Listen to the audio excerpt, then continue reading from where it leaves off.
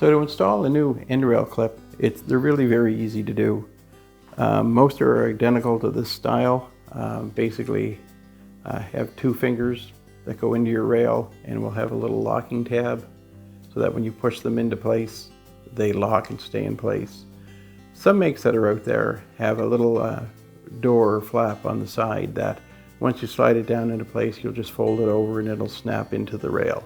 But the majority of what you see are the same style today. So all you're really going to do is make sure your rack is in the rail, and then just slide the clip into the rail and push it. Slide it into the rail and then just push it downward so that those fingers pop into those holes, and the finger inside will pop into place and stop it from coming back out. And that's how easy it is to install the rail end clip in your dishwasher.